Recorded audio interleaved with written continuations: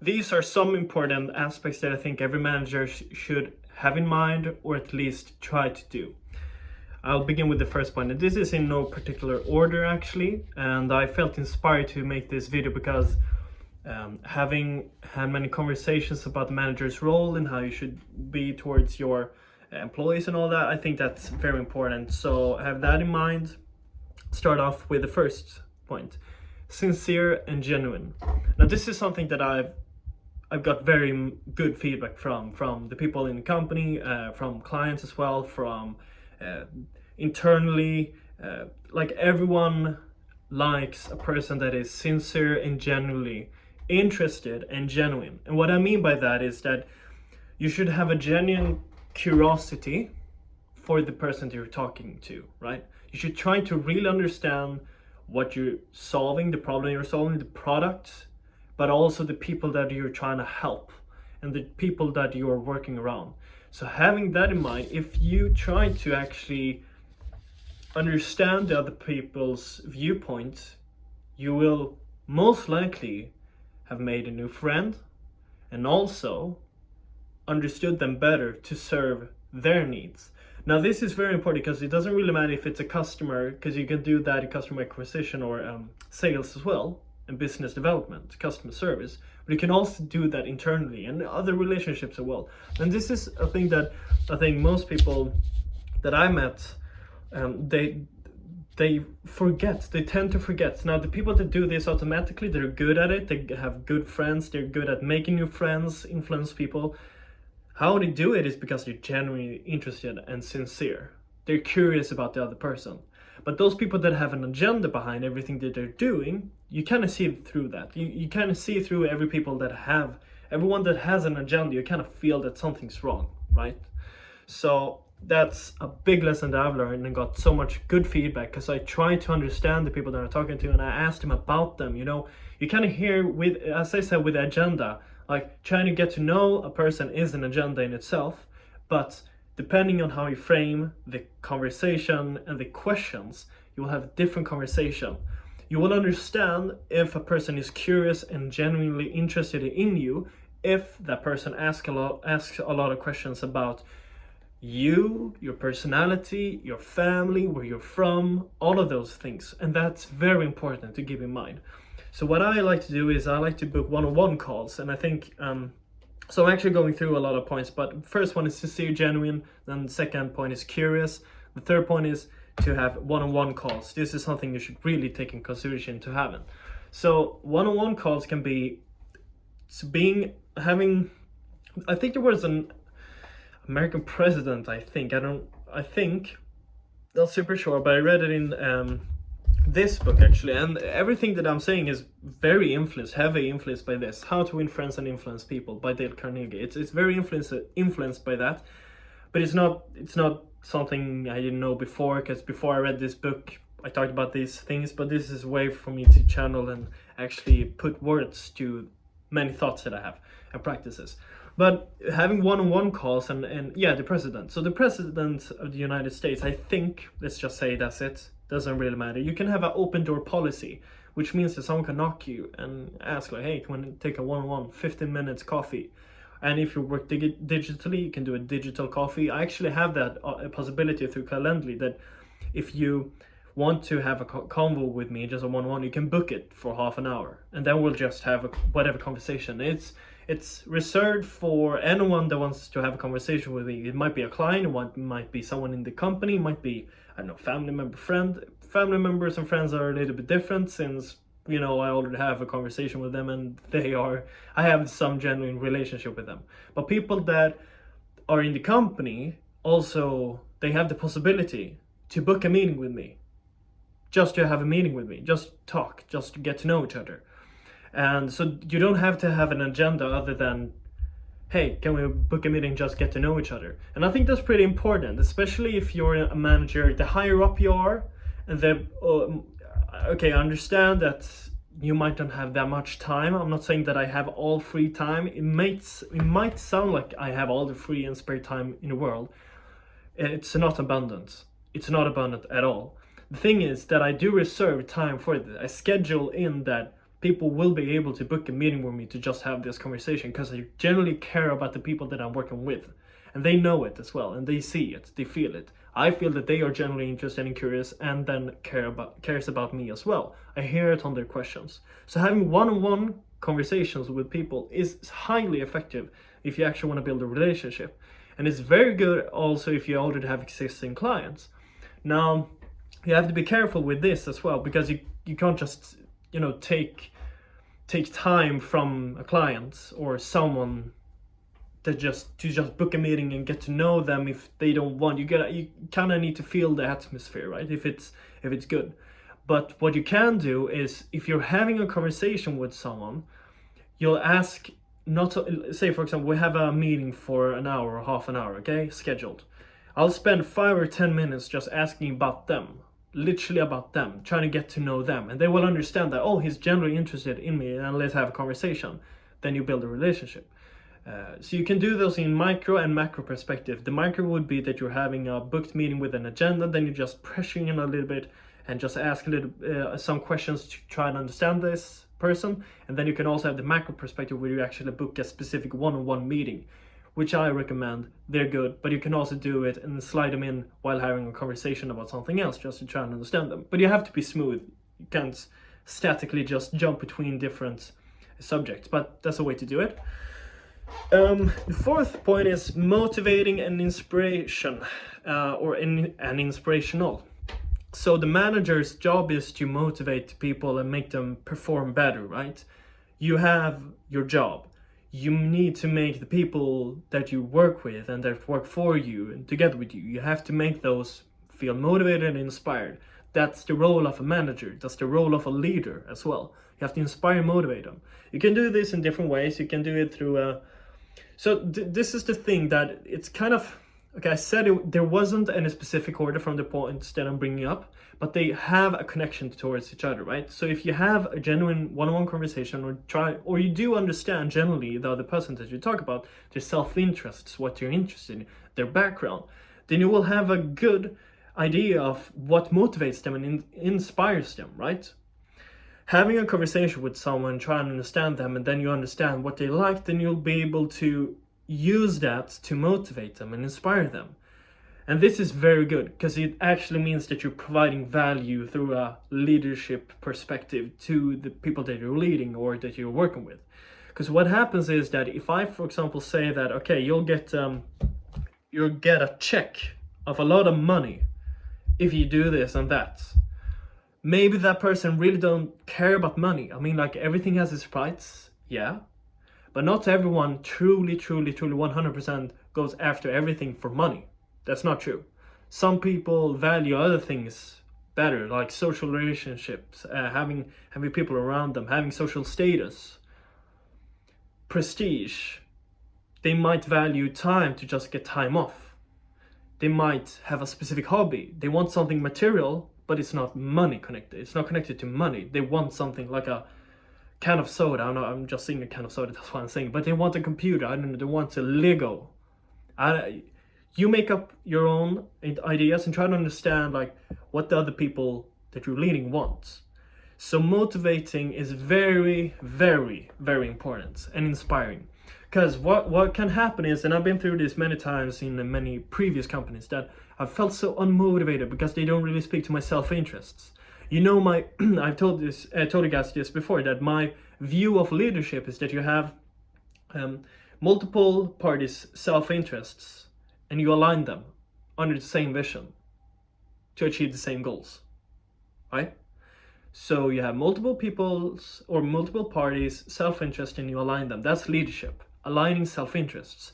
I want to make more money, say, and you want to make more money. Let's make more money together by finding these synergies, doing this together. And you have to constantly remind yourself and the other person. You have to cast a vision all the time. You have to motivate, inspire. You have to provide something of value to that specific person, which is why you should have those curious conversations and genuine conversations. You have to truly want what's best for the people that you're leading, clients, whatever, partners, in order to have their best interests in mind, Combining that with yours, then you have good synergies. That's doing great business. That's what all the good businessmen do. They find the self-interest of someone. They are good leaders, good businessmen, good people. They find self-interest within the other person that aligns with their, and then they find a way to achieve what they want together. So inspiring and motivating, I felt that so many times that I really didn't feel inspired, because or I'll be more exact, I haven't felt inspired while working for others. The reason why is because they're so bad at motivating and inspiring. They don't know how to do it. They don't ask about me. They aren't curious. And I'll admit it, because every time they asked me what I want, I could have said it. But the reason why I held back so many times, because I could have said it, like blatantly said, yeah, I don't care about money that much. I want this and this and that. Responsibility, prestige, or whatever title. Like, I could have said that. But I didn't. The reason why is because I didn't have a genuine connection to them. Do you see how they are intervened? Do you see how they're connected?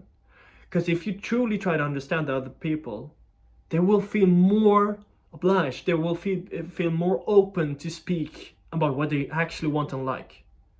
That's something that I really missed while having people managing me. They didn't properly lead me. They just managed me. I had bosses. I had managers, right? They did not lead me. They told me what to do.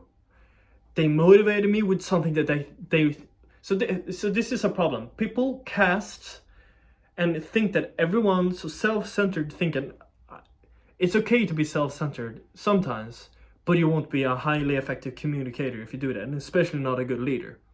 So what most people have done, at least from what I've seen, is they've cast what their own wants, what they want themselves, onto others and expect others to want the same thing. I want money. I want this car. I want this and that. I don't care about that. You can't sell that dream on me. It doesn't work on me. You have to try to understand me. You're not having a conversation. You don't try to understand and listen to me. And you don't show, because it's all about trust. As I said before, that I could have opened up and just said it blatantly, but I didn't trust the people. They didn't earn my respect. Respect they earned, but not my genuine honesty.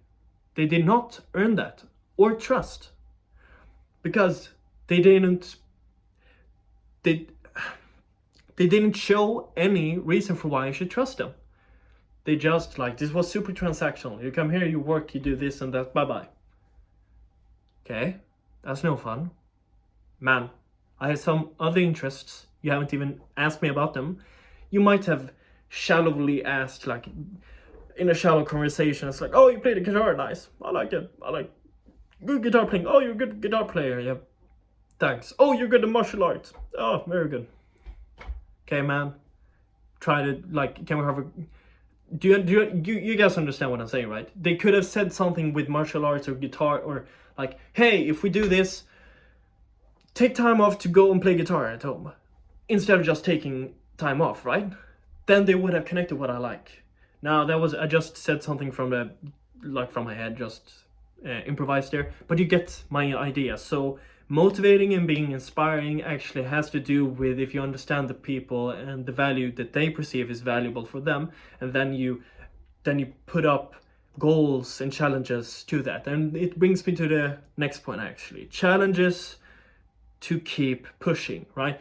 So you need to challenge the people. So it's connected to the motivation and inspiring things, but you can have a motivational speech, but it won't be challenging in itself. So people want to be challenged, and people get challenged in different ways. This is why it's connected, that you have to understand the other people that you're working with, right?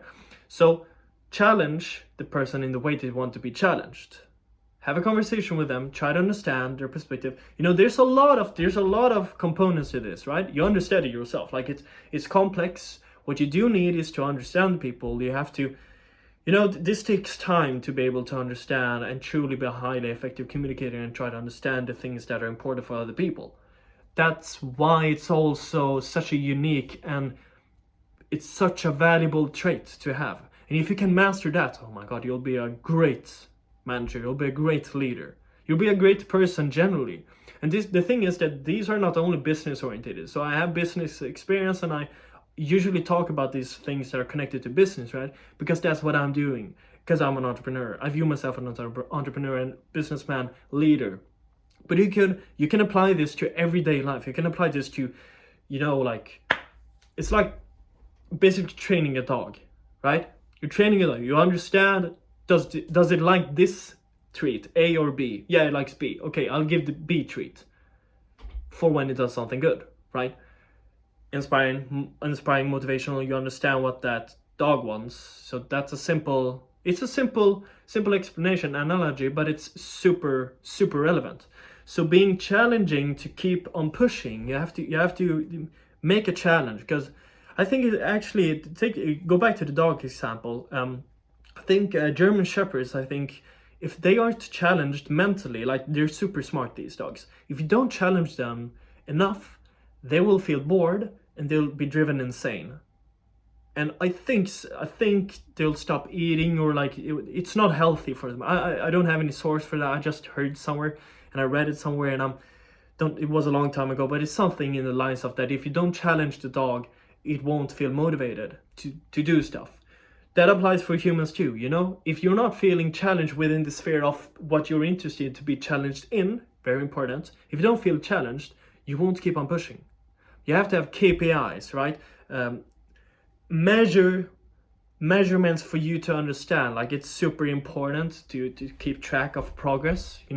Otherwise, how will you challenge? And if we're talking about business, which I mostly am right now, even though it can be applied to other aspects of life, it's very important to keep track of, like, progress, like how much sales are you doing, how fast are you delivering products, like what customer ratings are you getting, those things, So challenging and being challenging to keep on pushing. You have to push the people in your vicinity, right? You have to push people around you that you lead, that are around you. Or even those, if you're a middle manager, or if you're even just an employee, right?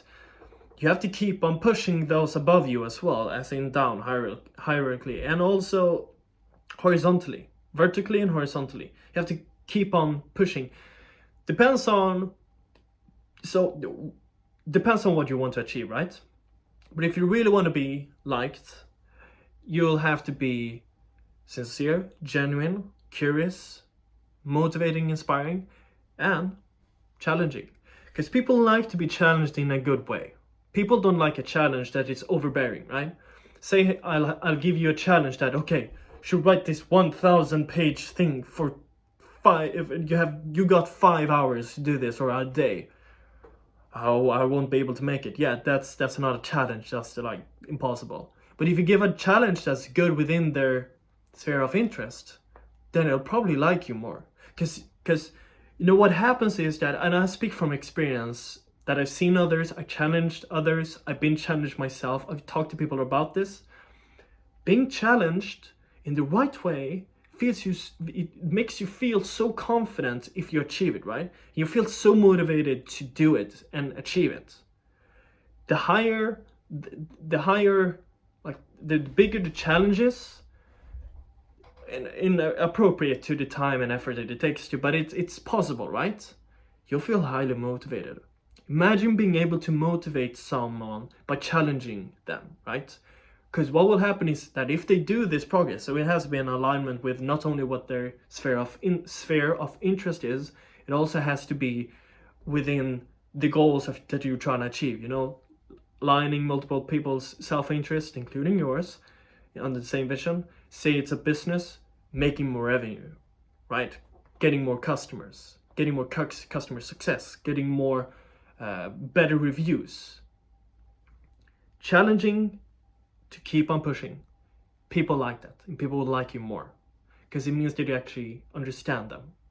You actually understand what ticks them off, and they'll feel connected to you. I don't know if you're building an attachment or something to that. I haven't deep dived. I just got that thought now. I could imagine that you get more attached to someone if they challenge you, and then you get more emotionally engaged. if you want to speak about this, I don't know. I'm not an expert in that specific area. But what I do know is that was a tangent. Damn. But what I do know is that if you challenge people, they like you. So to sum it all up, I have my notes. Sincere and genuine. Curious. One-on-ones. Motivating and inspiring. Challenge to keep on pushing. And with that, I hope you liked this video. If you want to see more content like this, like this video, subscribe, and please comment down below if you have any questions. I'll be happy to answer them. And the thing is that most of the thoughts and the videos that I make are inspired by conversations. And the conversation is always started by someone saying something. So if you comment, we're having a conversation. And I do look at the comments, I really do. And I do also try to make videos to respond to those comments, depending on how much time I got. And this is a topic that I discuss with people. Friend of mine, how to be more motivating towards your employees and if you're a manager. And hopefully you like this video. See you in the next one. Bye.